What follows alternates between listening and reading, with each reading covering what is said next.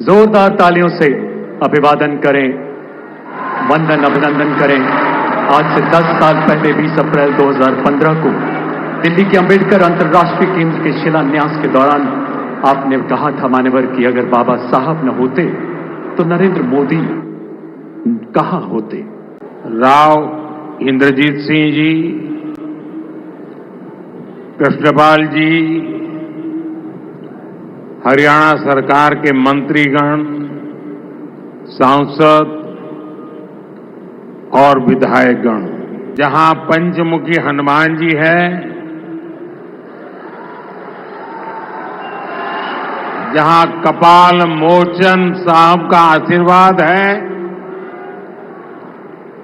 जहां संस्कृति, श्रद्धा और समर्पण की त्रिवेणी बहती है। आज बाबा साहब आम्बेडकर जी की 135वीं जयंती भी है। मैं सभी देशवासियों को आम्बेडकर जयंती की बहुत बहुत शुभकामनाएं देता हूं। बाबा साहब का विजन, उनकी प्रेरणा निरंतर विकसित भारत की यात्रा में हमें दिशा दिखा रही है। साथियों, यमुनानगर सिर्फ एक शहर नहीं, ये भारत के औद्योगिक नक्शे का भी अहम हिस्सा है। प्लाईवुड से लेकर पीतल और स्टील तक ये पूरा क्षेत्र भारत की अर्थव्यवस्था को मजबूती देता है। कपाल मोचन मेला, ऋषि वेदव्यास की तपोभूमि और गुरु गोविंद सिंह जी की एक प्रकार से शस्त्र भूमि। साथियों, ये अपने आप में एक गरिमा बढ़ाने वाली बात है।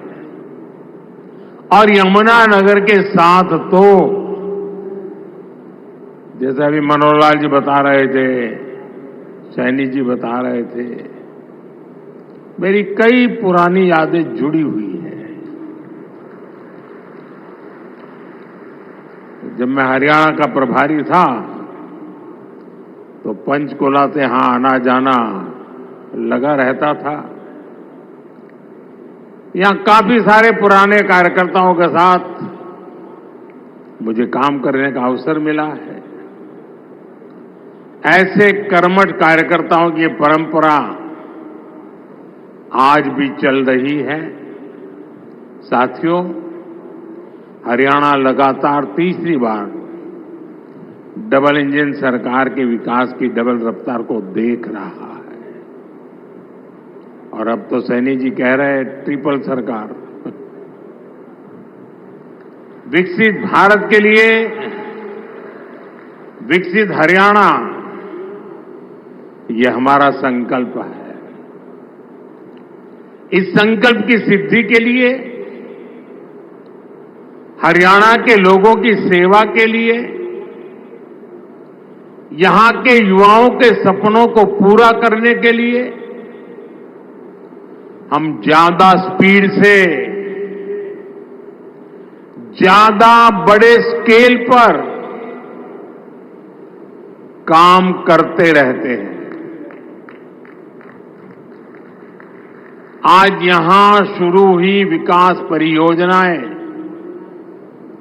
ये भी इसी का जीता जागता उदाहरण है। मैं हरियाणा के लोगों को इस विकास परियोजनाओं के लिए बहुत बहुत बधाई देता हूं। साथियों, मुझे गर्व है कि हमारी सरकार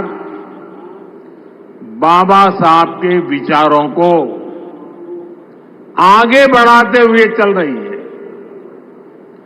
बाबा साहब आंबेडकर ने उद्योगों के विकास को सामाजिक न्याय का मार्ग बताया था।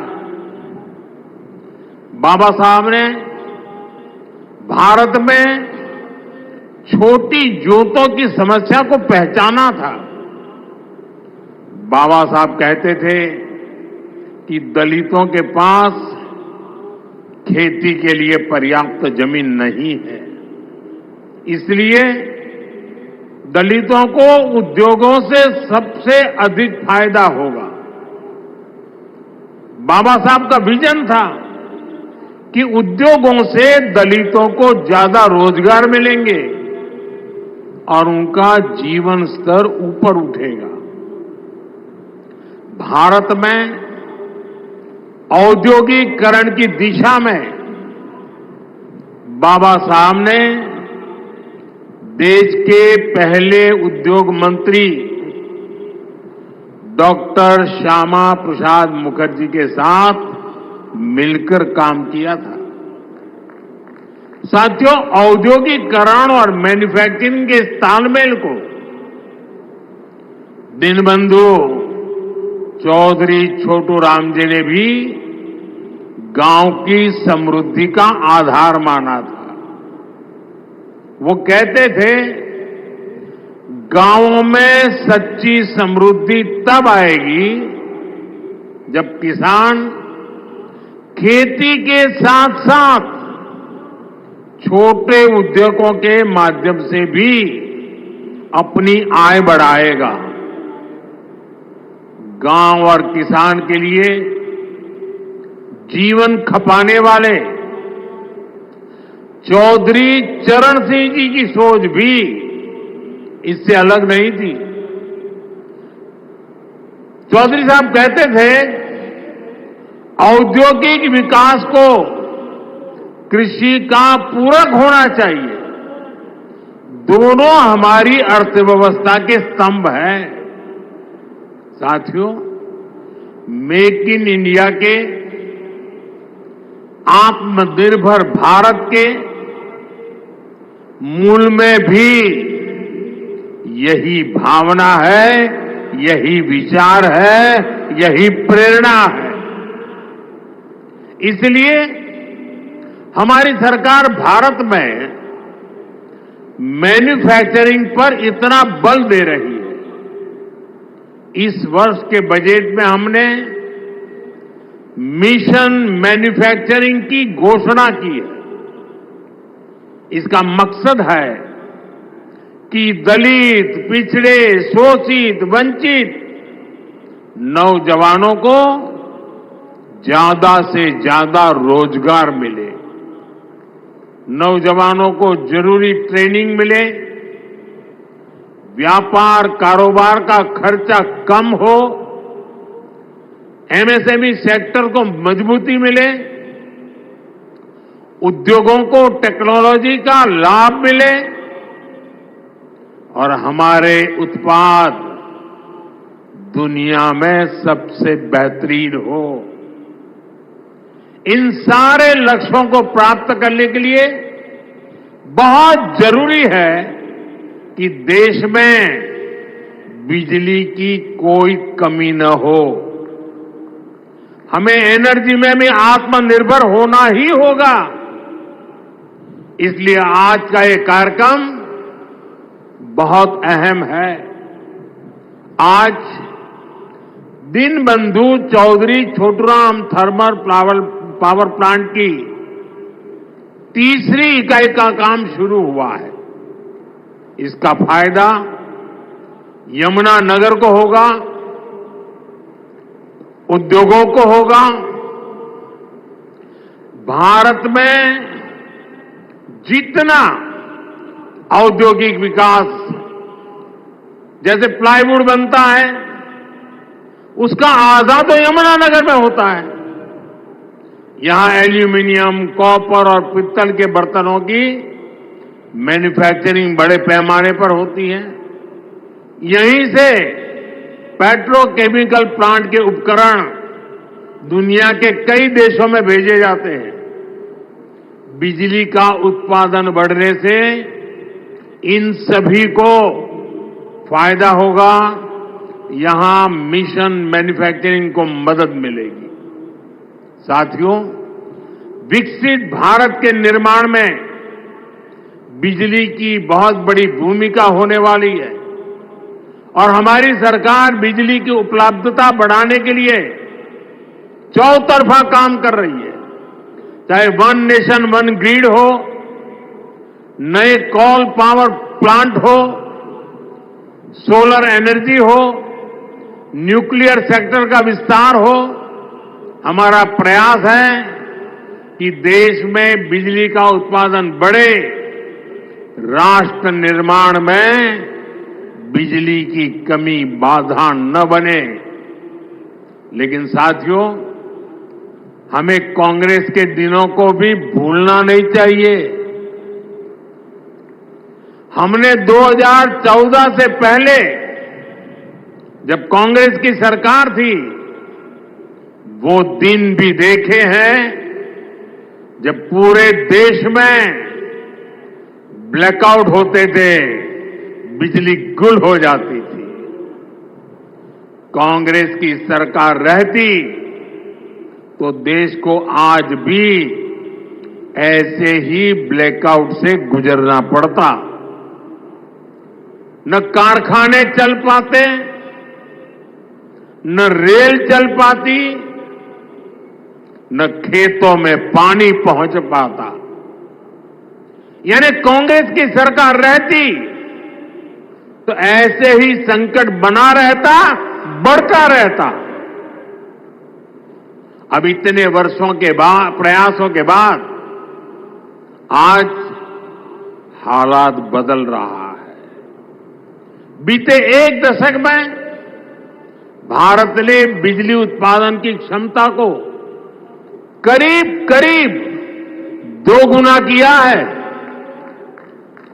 आज भारत अपनी जरूरत को पूरी करने के साथ साथ पड़ोसी देशों को बिजली निर्यात भी करता है। बिजली उत्पादन, इस पर भाजपा सरकार के फोकस का लाभ हमारे हरियाणा को भी मिला है। आज हरियाणा में 16,000 मेगावाट बिजली का उत्पादन होता है। हम आने वाले कुछ सालों में एक क्षमता 24,000 मेगावाट तक पहुंचाने का लक्ष्य लेकर के काम कर रहे हैं। साथियों, एक तरफ हम थर्मल पावर प्लांट में निवेश कर रहे हैं, तो दूसरी तरफ देश के लोगों को पावर जनरेटर बना रहे हैं। हमने पीएम सूर्यघर मुफ्त बिजली स्कीम शुरू की है। अपने छत पर सोलर पैनल लगाकर आप अपना बिजली का बिल 0 कर सकते हैं। इतना ही नहीं, जो अतिरिक्त बिजली का उत्पादन होगा उसे बेचकर कमाई भी कर सकते हैं। अब तक देश के 1.25 करोड़ से ज्यादा लोग इस योजना के तहत रजिस्ट्रेशन करा चुके हैं। मुझे खुशी है कि हरियाणा के भी लाखों लोगों ने इससे जुड़ने के लिए अप्लाई किया है और जैसे जैसे इस योजना का विस्तार हो रहा है, इससे जुड़ा सर्विस इकोसिस्टम भी बड़ा हो रहा है। सोलर सेक्टर में नई स्किल्स बन रही है, एमएसएमईज के लिए नए मौके बन रहे हैं और युवाओं के लिए अनेक अवसर तैयार हो रहे हैं। साथियों, हमारे छोटे छोटे शहरों में छोटे उद्योगों को पर्याप्त बिजली देने के साथ ही सरकार इस तरफ भी ध्यान दे रही है कि उनके पास पर्याप्त पैसे रहे। कोरोना काल में एमएसएमई को बचाने की लाखों करोड़ों रुपए की सहायता सरकार ने दी है। छोटे उद्योग भी अपना विस्तार कर सके, इसके लिए हमने एमएसएमई की परिभाषा बदली है। अब छोटे उद्योगों को यह डर नहीं सताता कि जैसे ही वो आगे बढ़े सरकारी मदद छीन जाएगी। अब सरकार छोटे उद्योग के लिए स्पेशल क्रेडिट कार्ड की सुविधा देने जा रही है। क्रेडिट गारंटी कवरेज को भी बढ़ाया जा रहा है। अभी कुछ दिन पहले ही मुद्रा योजना को 10 साल पूरे हुए हैं। आपको जानकर के खुशी भी होगी और सुखद आश्चर्य भी होगा।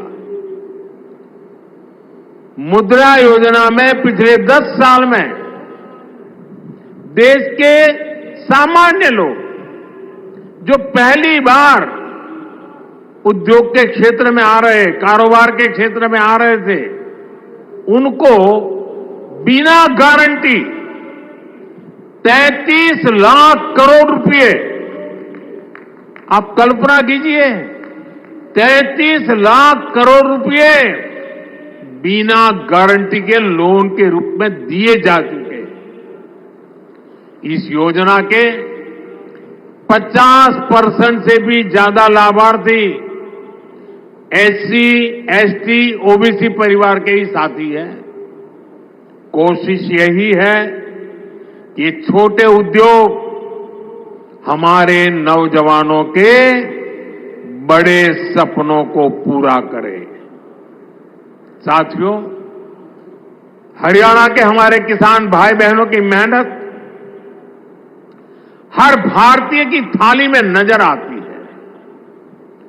भाजपा की डबल इंजन की सरकार किसानों के दुख सुख की सबसे बड़ी साथी है।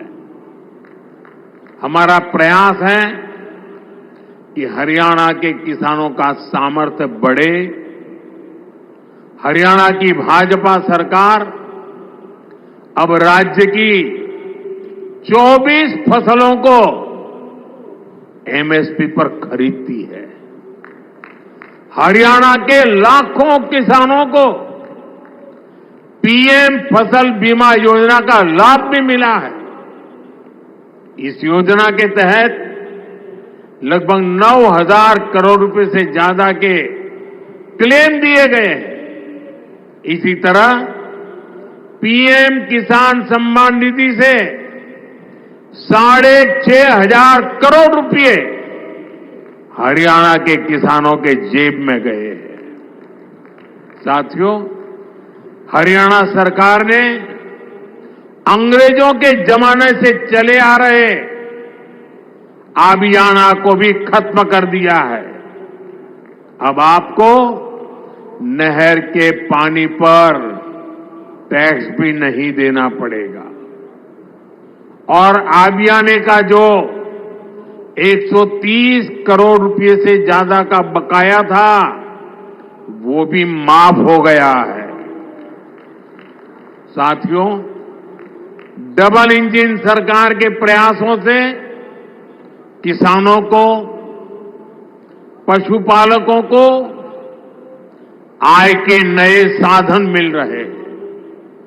गोवर्धन योजना, इसे किसानों के कचरे के निपटारे और उससे आय का अवसर मिल रहा है।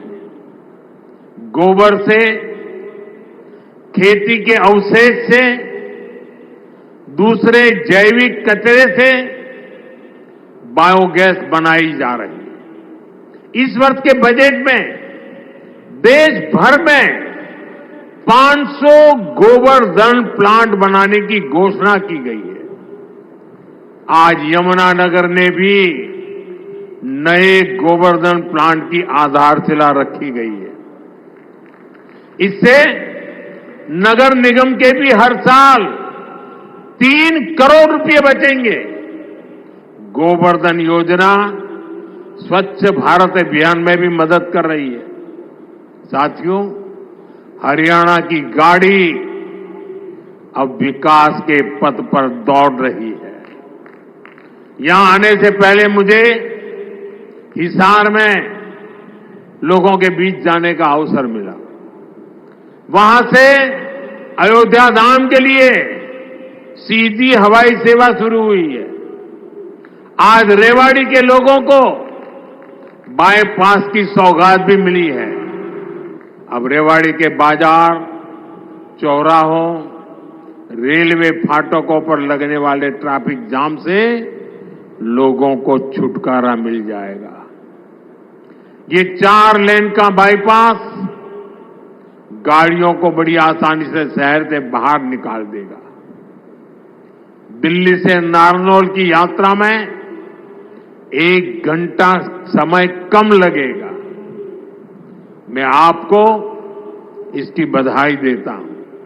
साथियों, हमारे लिए राजनीति सत्ता सुख का नहीं, सेवा का माध्यम है। जनता की भी सेवा का माध्यम और देश की सेवा का भी माध्यम। इसलिए भाजपा जो कहती है उसे डंके की चोट पर करती भी है। हरियाणा में तीसरी बार सरकार बनने के बाद हम लगातार आपसे किए वायदे पूरे कर रहे हैं। लेकिन कांग्रेस शासित राज्यों में क्या हो रहा है? जनता से पूरा विश्वासघात। पड़ोस में देखिए, हिमाचल में जनता कितनी परेशान है। विकास के, जन कल्याण के सारे काम ठप पड़े हैं। कर्नाटका में बिजली से लेकर दूध तक, बस किराए से लेकर बीज तक, हर चीज महंगी हो रही है।